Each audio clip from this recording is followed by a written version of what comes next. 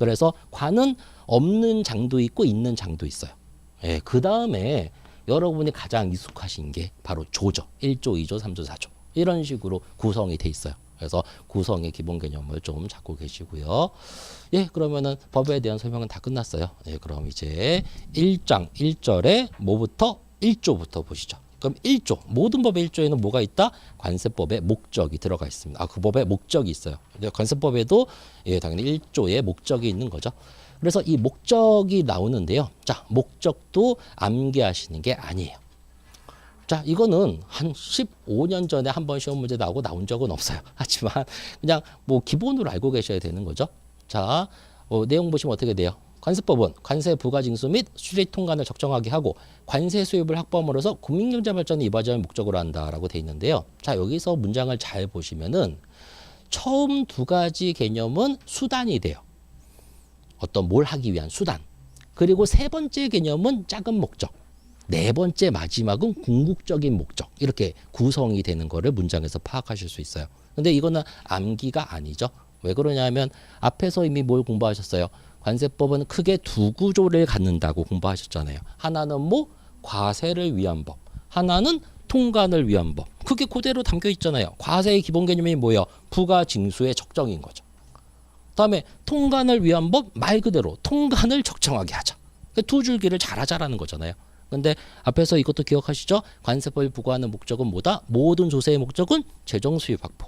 하지만 관세법은 한 가지 특징이 또 한 게 국내 산업 보호 이런 개념이라 그랬죠. 그래서 재정 수입 확보는 관세 수입을 확보함으로써라고 아예 직접적으로 표현하고 있죠. 근데 그 뒤에 보호 관세적인 개념은 직접적인 표현이 아니에요. 직접적인 표현하려면 어떻게 해야 되죠? 국내 산업을 보호해야 한다 이렇게 해야 되는데 이거는 좀 그런 거예요. 관세법은 우리나라 무역을 대표하는 법이에요. 무역이라는 건 혼자 하는 게 아니거든요. 상호 서로 해야 되는데 뭐 이왕 아무리 속내가 우리 산업만 보호해야 되라고 마음 먹어도 대외적으로 그걸 그렇게 밝힐 필요가 뭐가 있어요. 그래서 뭐라고 아주 누수하게 말한다? 국민경제 발전에 이바지. 얼마나 말이 좋아요. 그래서 예전에 우리나라가 얼마나 국제정세에 되게 문외한이었냐면 80년대까지만 해도 대외무역법에서도 이런 문구가 있는데 목적에 이런 식으로 목적을 쓴 적이 있어요. 수입은 장려하고 수출은 장려하고 수입은 조정하기 위해서 이렇게 표현을 했어요. 바보 같은 표현 아니에요? 그러니까 무슨 말이에요? 무역을 하는 나라가 나만 잘 살겠다고 대대적으로 표방하게 돼버리잖아요. 그래서 그게 우리나라도 세련돼져 갖고 이제 그런 표현을 안 합니다. 그래서 국민경제 발전 이바지란 말 속에 무슨 말이 들어가 있다?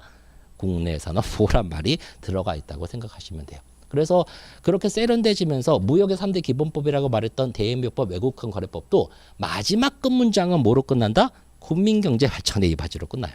그래서 요거는 애우는 게 아니죠. 그래서 넘어가시고요. 그럼 목적, 근데 목적이 아까 전에 두 가지는 수단이고 하나는 작은 목적, 하나는 큰 목적이라 그랬잖아요. 구성은 이렇다라는 거 정도는 알아두세요.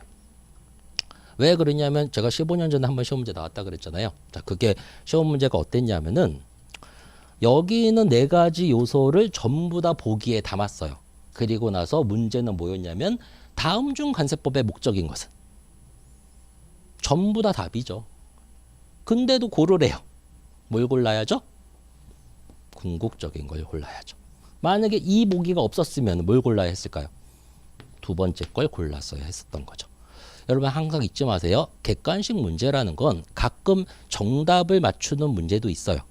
하지만 대부분 어떤 게 객관식 문제냐면 가장 근접한 걸 맞추는 게 객관식 보기예요. 그래서 이과분들이 가끔 객관식 문제에서 그런 거를 헷갈려하는 분들이 있어요. 이건 답이 아닌데. 답은 아니죠. 하지만 이 중에서 고른다면 이걸 생각해야죠. 그래서 객관식적인 개념에 자꾸만 익숙해지시고요. 다음 주 두 번째 보시면 관세법의 성격입니다. 자, 이것도 공부 애우시는 거 아닙니다. 그냥 훑고 넘어가세요. 자, 조세법적인 성격. 관세법의 반이 과세인데 당연히 조세법적인 성격을 갖고 있고요. 통관법적인 성격, 반이 통관이잖아요. 그럼 당연한 거고요. 소송법적인 성격, 이거 왜 그럴지 기억나세요? 납세자 권리구제에 심사 심판 규정이 들어가 있다 그랬죠? 그건 당연한 거. 형사법적인 성격, 나중에 조세, 처벌, 벌칙 규정 보시면 형법을 준용합니다. 예, 그리고 말씀드렸죠. 다른 재정에 관련된 세법에 비해서 관세법의 처벌은 엄격하다고. 그러니까 훨씬 더 강력하죠.